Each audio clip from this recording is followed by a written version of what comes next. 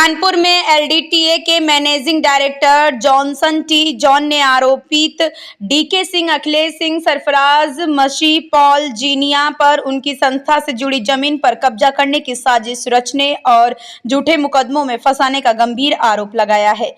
उन्होंने मीडिया से बातचीत में कहा कि डीके सिंह, अखिलेश सिंह, सरफराज मशीह और पॉल जीनिया समेत कुछ अन्य लोग मॉल रोड और चुन्नीगंज स्थित एलडीटीए की संपत्तियों पर कब्जा करना चाहते हैं। इसी उद्देश्य से उन्हें लगातार झूठे मुकदमों में फंसाने, धमकाने और मानसिक रूप से प्रताड़ित करने का प्रयास किया जा रहा है। जॉनसन टी जॉन ने बताया कि उन्हें अभी भी अपनी जान माल का खतरा बना हुआ है। उनका कहना है कि 7 जून को उन्होंने इस पूरे मामले की शिकायत लेकर एडीसीपी पूर्वी शिवा सिंह से मुलाकात करने का प्रयास किया था। हालांकि इसी दौरान उनके खिलाफ न्यायालय से जारी गैर जमानती वारंट NBW के चलते पुलिस ने उन्हें कोर्ट में पेश किया, जहां से उन्हें एक अन्य मामले में 1 दिन के लिए जेल भी जाना पड़ा। उनका आरोप है कि यह मामला भी उन्हें परेशान करने और दबाव बनाने की साजिश का हिस्सा है। उन्होंने आगे दावा किया कि जब उन्हें पुलिस अभिरक्षा में कोर्ट ले जाया जा रहा था तो उसी समय डीके सिंह, अखिलेश सिंह, सरफराज सिंह, पॉल जीनिया अपने 8 से 10 अज्ञात साथियों के साथ वहां पहुंच गए और उन्हें घेरने का प्रयास किया। उन्होंने कहा कि पुलिस की मौजूदगी और सुरक्षा के कारण कोई अप्रिय घटना नहीं हुई।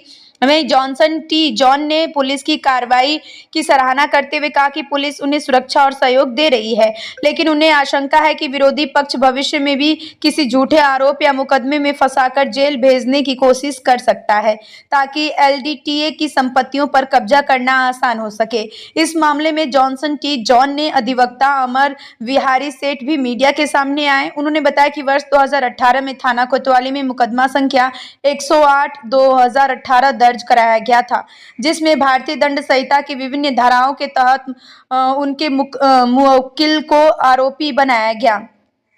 अधिवक्ता का आरोप है कि यह मुकदमा एलडीटीए की जमीन पर कब्जा करने की मंशा से दर्ज कराया गया था। उनका कहना है कि उनके मुवक्किल ने जब अपने अधिकारों की कानूनी लड़ाई शुरू की तो उनके खिलाफ कई अन्य मुकदमे भी दर्ज करा दिए गए। अधिवक्ता अमर विहारी सेठ ने कहा कि उनके मुवक्किल स्वयं को निर्दोष बताते हुए उनका पक्ष है कि उन्हें एक सुनियोजित षड्यंत्र के तहत कानूनी मामलों में उलझाया गया, जिसके कारण उन्हें जेल तक जाना पड़ा। उन्होंने कहा कि इस पूरे प्रकरण से जुड़े मामले वर्तमान में न्यायालय में विचाराधीन है और उन्हें न्यायपालिका पर पूरा भरोसा है। मेरा एडवोकेट अभय बिहारी सेठ मेरा नाम है। आपकी जो मुवक्किल है किस मामले में क्या हुआ था पूरी जानकारी? एक्चुअली कोतवाली में 2018 में एक FIR दर्ज हुई थी 108/2018, जिसमें जो आईपीसी के सेक्शन थे वो 420, 67, 68, 71, 69, 120B के तहत इनके कुछ विरोधी लोग थे जिन्होंने इनकी ज़मीन पे, जो इनकी एलडीटीए की ज़मीन है कानपुर में, उस पर कब्जा किया था।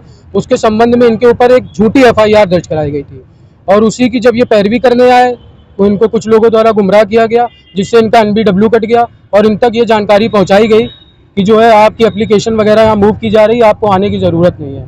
और उनके ऊपर इन सालों के बीच 19 के बाद और भी कई आपराधिक मुकदमे इनके ऊपर दर्ज कराए गए, जो कि बिल्कुल बेबुनियाद है, जिसकी आगे कोर्ट में कार्रवाई की जा रही है। आरोपी जो भी हैं, इनमें जो भी आरोपी हैं जो इनको गलत तरीके से फंसा रहे हैं, इन झूठे मुकदमों में इन्वॉल्व कर रहे हैं, उनके ऊपर कड़ी से कड़ी कार्रवाई की जाएगी। इसमें प्रशासन ने हमारा पूर्ण सहयोग किया है और मैं उनका आभार व्यक्त करना चाहता हूँ। अब देखिए, जो षड्यंत्र करने वाले लोग होते हैं वो कहाँ से कौन से मुकदमे दर्ज करा दें तो किसी को नहीं पता होता, लेकिन हो सकता है कि इनके ऊपर दर्ज भी हो जाए, लेकिन फिर भी अगर मान लीजिए दर्ज होते हैं तो उसके ऊपर कार्रवाई की जाएगी। बाकी प्रशासन तो हमारे साथ है ही।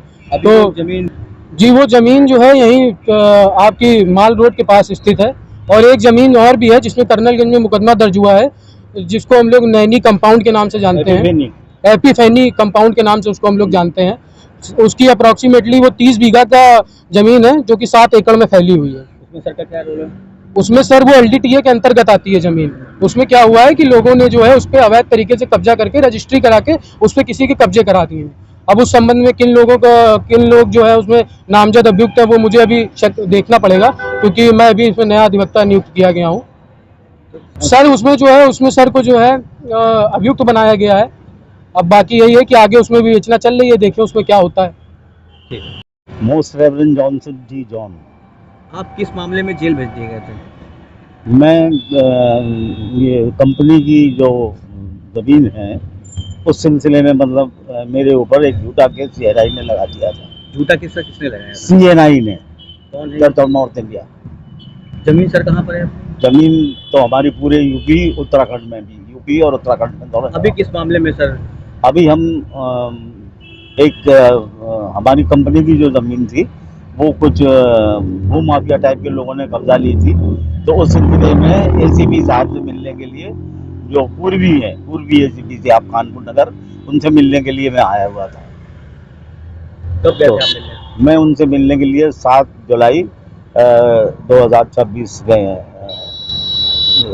तो वहाँ पे क्या हुआ था आपके साथ? वहाँ पे उस वक्त वो मिली थी हमसे, हमारी एप्लीकेशन वगैरह उन्होंने ले लिए और हमको हर तरीके से कोऑपरेट भी किया कि ठीक है, मैं आपका ये सब काम मैं अच्छी तरीके से देख लूँगी, इसमें कोई परेशानी की बात नहीं है। और उसी सिलसिले में क्योंकि कोर्ट से भी मेरे पास ऑर्डर आ रहे थे कि आपको यहाँ पर आना है, लेकिन कुछ लोग जो मेरे विरोधी हैं, जैसे DK सिंह हैं और आपका ये जो वॉलजीनिया है और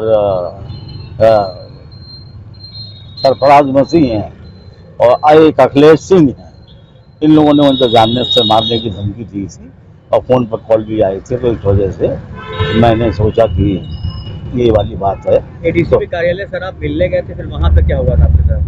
वहाँ पे मतलब हमने सारी बात उनको बता दी थी और उन्होंने हमारी बड़ी सहायता करी कि ठीक है, अब एज ए लॉ हमको जाना ही है, क्योंकि 5-6 तारीखों से हम गए नहीं थे कोर्ट, तो कोर्ट में हमको जाना बहुत ज़रूरी था और तो उसका तरीका ये है कि हमको सरेंडर करना है वहाँ पर, और बिना सरेंडर करके काम होगा नहीं, तो इस वजह से हम कोर्ट में आए थे।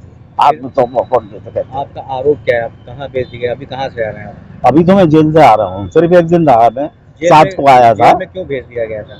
जेल में इसलिए भेजा गया था कि मेरे वारंट थे, नॉन बेलेबल वारंट थे, जिस कोर्ट में केस चल रहा है। तो आपको क्या लगता है क्यों आपको फंसाया जा रहा है? इसलिए कि मैं मैनेजिंग डायरेक्टर LDTA हूँ, इस वजह से। क्या लगता है आपको कि आगे ऐसी कोई षड्यंत्र रचा जाएगा, आपके ऊपर कोई कार्रवाई हो सकती है?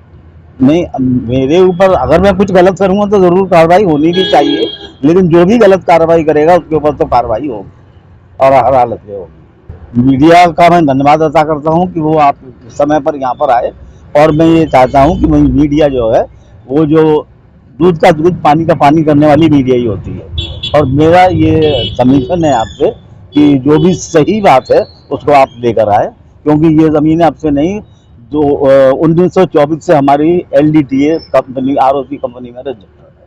पुलिस का क्या पूरा सहयोग रहा, प्रशासन का भी पूरा सहयोग रहा। आगे क्या करेंगे आप? आगे जैसे भी परिस्थितियाँ होंगी उसके अनुसार काम तो करेंगे। आप क्या करेंगे भाई? मैं और लोग आपके खिलाफ षड्यंत्र रच रहे हैं, कार्रवाई कर रहे हैं, तो आप क्या करेंगे कार्रवाई? परिस्थितियों के अनुसार मैं काम करूंगा ना।